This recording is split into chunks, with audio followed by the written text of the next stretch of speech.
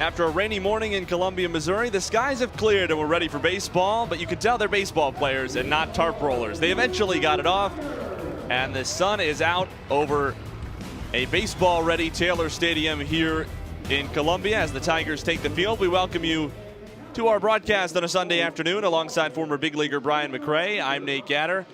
And Brian, for Mizzou, the story of this series has been just not quite enough. Lost 4-3 on Friday, lost 2-1 on Saturday. Florida now looking for the sweep on Sunday. The big fly has gotten it done for the Gators, capitalizing on Mizzou mistakes. The Gators haven't hit a lot this year, but when they do hit, they've been able to get some key home runs that have been able to propel them. And then with the solid pitching that they've had, they've been able to keep their heads above water even though guys aren't swinging the bats well. Mizzou is just a pitch away, a play away from maybe evening this series. They have to get something going today. They battled back, and that's something that this team has been able to do, but not enough. And it's frustrating to be one run down at the end of the game over and over and over again. On Friday night, Trey Harris's would-be game-tying homer came up just short on the warning track for the final out. On Saturday, Missouri looked good early. The defense didn't make a single error all game. Mizzou took the early 1-0 lead in the second, but that Jonathan India home run propelled Florida to a 2-1 lead, and that was all the help Brady Singer needed. He threw a complete game three-hitter, giving up just the one run, and backing up Alex Faedo, who had a quite outstanding outing on Friday in his own right. Tough for Mizzou having to face two great arms like that, and the Tigers have made a change in their Sunday rotation. Taking the mound this afternoon will be Bryce Montes de Oca, junior from Lawrence, Kansas, who's been used almost exclusively as a midweek starter so far this year, making his first start on the weekend in his career this afternoon and facing a Florida lineup that's now starting to heat up. Big league arm, big time stuff. He wants to prove that he is a weekend starter, and he's going to get the opportunity today. Deacon Lippett will lead it off for Florida. Close to the same lineup for the Gators as they ran out there yesterday. Lippett, India, Schwartz, Maldonado, and Rivera. Those first five. Kevin O'Sullivan really wants to see better production from the guys who were supposed to be the Gators' top players coming into the year offensively. It's been a down year for Florida all the way around. A little bit better this weekend at the plate. On the ground toward third, to an E. There's Samples again on the backhand toward the line, and again he makes the play. Saw in the open Alex Samples diving to his right to make a play yesterday. This one a little more subdued on the slide, but he gets Lippett for the first out of the ball game.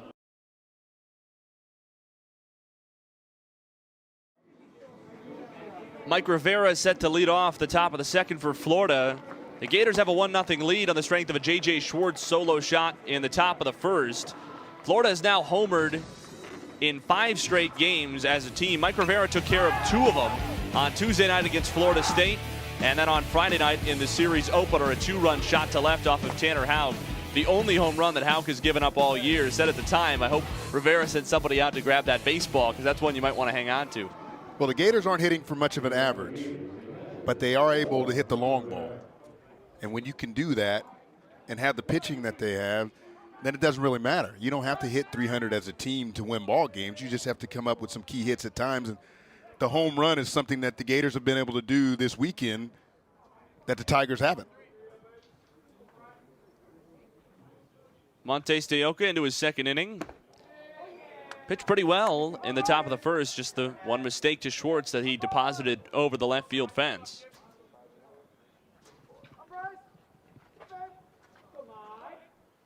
See Mike Rivera's numbers there for the series, and Rivera hitting well against Missouri is nothing new. 8 for 16 in his last 5 games against the Tigers. Rip toward third, Samples is there again.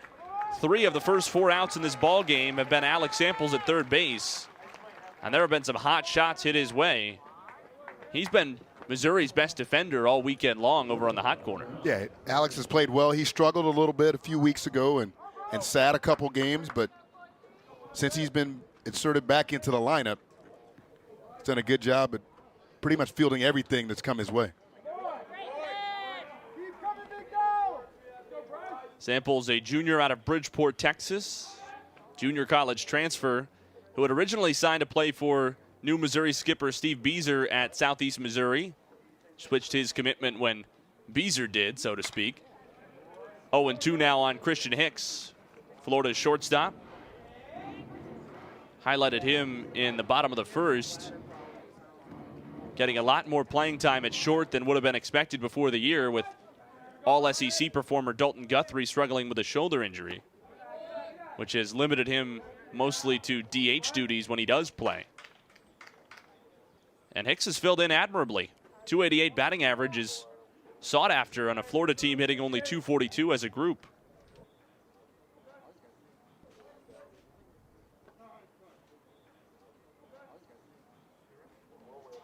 He's been asked to bunt, hit and run, move runners around. He's done a good job in this role. 1-2. And we'll do it again as that one's into the seats down the left field line. One of the storylines coming into this series was Florida's poor offense. On Friday, the worst in the SEC, now second worst by batting average. Chop toward first. Sharp has it toward the line and takes it to the bag himself for the second out. And the flip side of that was Missouri's poor defense. Coming into the series, and still now the second worst fielding team in the SEC by fielding percentage and by number of errors. But both teams have performed better than expected in that regard. Florida been a little bit better offensively than we might have expected, and Missouri has certainly been better defensively than it's shown in past weeks. Yeah, it's been a pretty clean weekend for the Missouri defense. Blake Reese, the batter.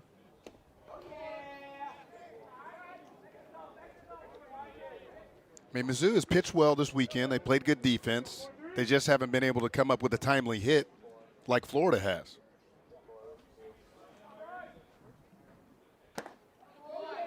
Two 2-0 on Reese, who's back in the starting lineup, playing third and in the 7-hole where he was on Friday night. Only time he reached was on that hit by pitch.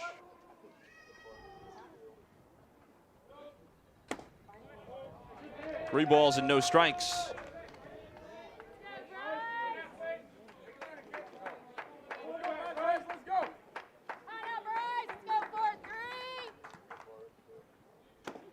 And a 4-pitch walk to Reese. That's what you worry about a little bit with Montes de Oca coming in.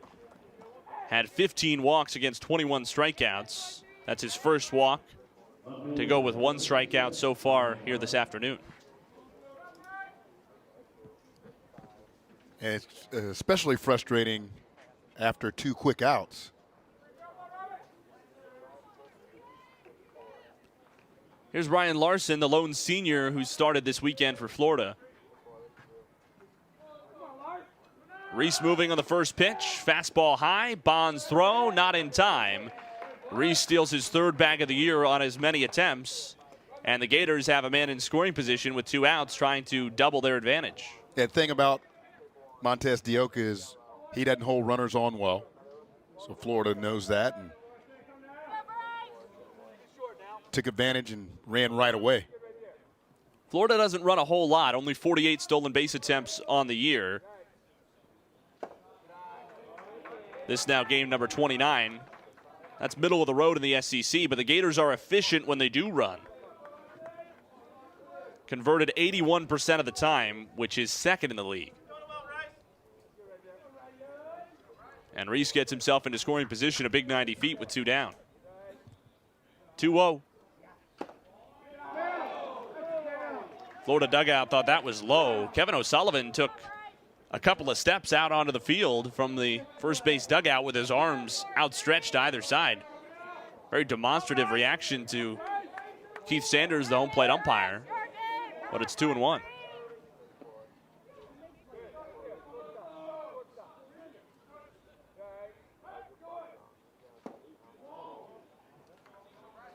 Three balls and 1 strike. Might be wondering why a guy who throws mid to upper 90s in Montes de Oca would go to the 2-1 breaking ball. But Brian, you said there are a lot of times when Bryce actually throws his breaking ball more consistently for a strike than his fastball. I think sometimes he has a better feel and can throw that. If you're saying, what can you throw for strikes 6 out of 10, 7 out of 10 times, Bryce would probably say his breaking ball. See what he turns to here, 3-1. Trying to hold this Gators lead at 1-0. That one's ripped to left center, and it splits the gap to the track.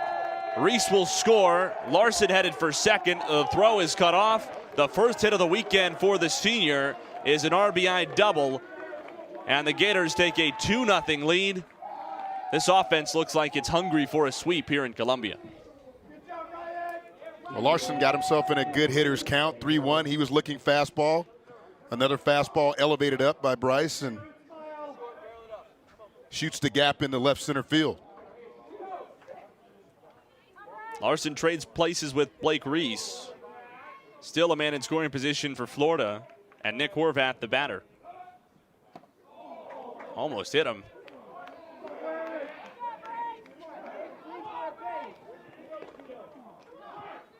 First double for Larson this season.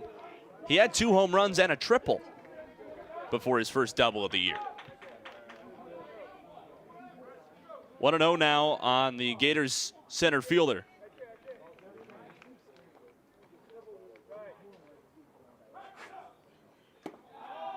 Sweeps are hard to come by anywhere, and especially in the SEC. And the Gators are doing what you need to do. Jump on a team early. Try not to give them any life at all.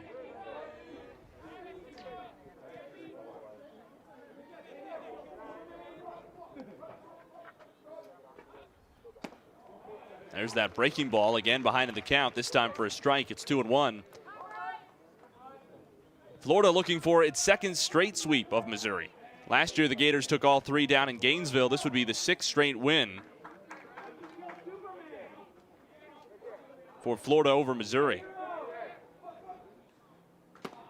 Another curve, and it's 2-2.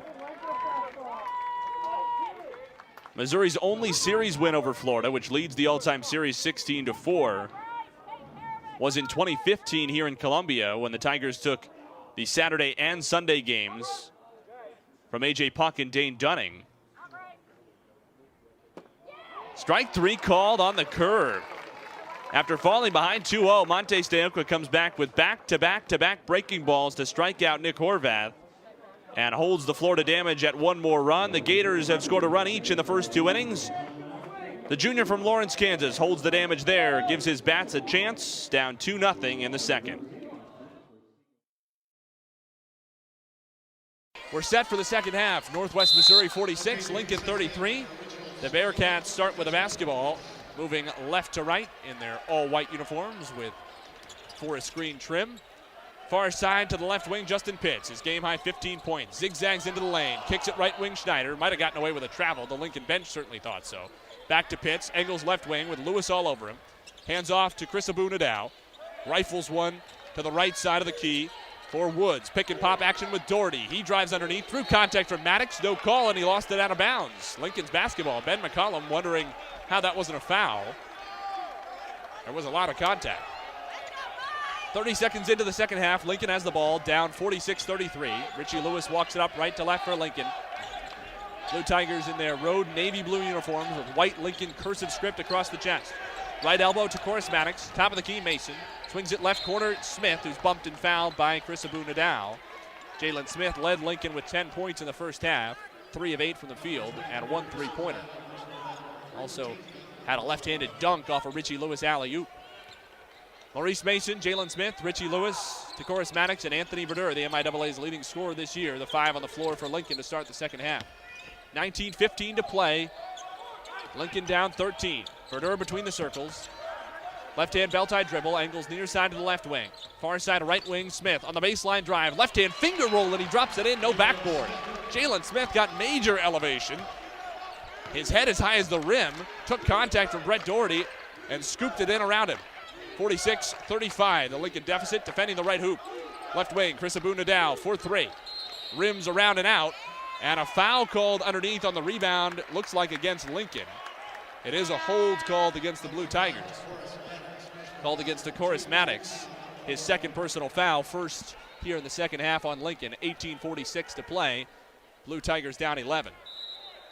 And Nadal checks out for Northwest in favor of Ryan Welty, who hit a couple of threes in the first half. Inbound, left elbow, Anthony Woods drives right, goes up, and he's fouled by Mason on the layup. He'll shoot 2, although he missed it short of the underside of the rim. Northwest is the second best team in the country in shooting percentage, nearly 53% this season. 44% from 3, which is best in Division II. Woods puts up the first, misses off the back iron. Northwest now just 5 of 8 at the free throw line, which is fitting because the Bearcats shoot just under 70% from the free throw line, which is 11th in the conference. Second free throw up, rattles in for Woods. He hits 1 of 2, 47-35. Northwest Missouri up on Lincoln. 18:35 and rolling to play in the second half. Richie Lewis jogs it up over the timeline right to left. Against Zach Schneider, angles left wing. Fires it back to the top of the key for Anthony Verdure. Looking baseline for Smith, but decides not to throw it. Now gets it to him far side on the right corner. Wants a clear out as he backs in against Woods. Into the lane, contact and a foul called. Zach Schneider reached around him, and he's called for the hold. Northwest Missouri fans in attendance not happy, and there's certainly more in the forest green than there are in the navy blue here at Municipal Auditorium in Kansas City. MIAA quarterfinals, trip to the semifinals on Saturday on the line. Lincoln down 12, 18-15 to play. Inbound to the right wing, Anthony Verdure. Maddox comes to set a screen. They bring a hard hedge. Left wing Lewis for 3. Knocks it down.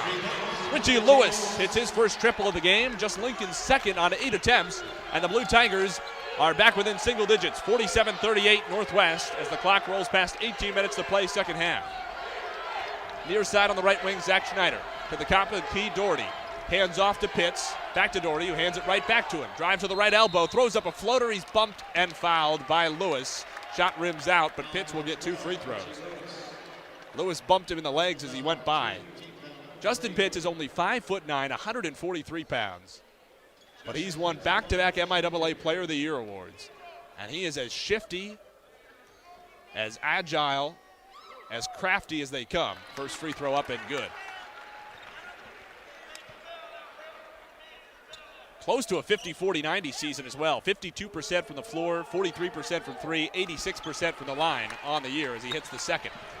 Game high 17 points for Justin Pitts. 49-38 Northwest up on Lincoln. 17-40 on a turning second half clock. Anthony Verdure near side of the left wing. Drives left around a Mason screen. Draws a switch on Ryan Welty. Drives baseline. Right hand reverse. Trying to spin it up. No call. Rebound to Welty. Poked away by Verdure, and he steals it back for Lincoln. Top of the key, Smith. Fake the pass. Pull up 3. Too strong off the back iron, and the rebound down to Anthony Woods for Northwest. Lincoln gets a couple of chances. Verdure and Smith both miss, and that's been the theme of the game for the Blue Tigers. Those two have combined for just 16 points on 6 of 20 shooting. Lincoln relies on that pairing for more than 55% of its points on the year. 17 minutes to play. Lincoln defending the right hoop, down 11. On the slip, Doherty underneath, throws it up with the right hand, and he's fouled. Missed it off the right side of the rim, but Tacoris Maddox whistled for his 3rd personal. And 2 free throws coming up for Brett Doherty.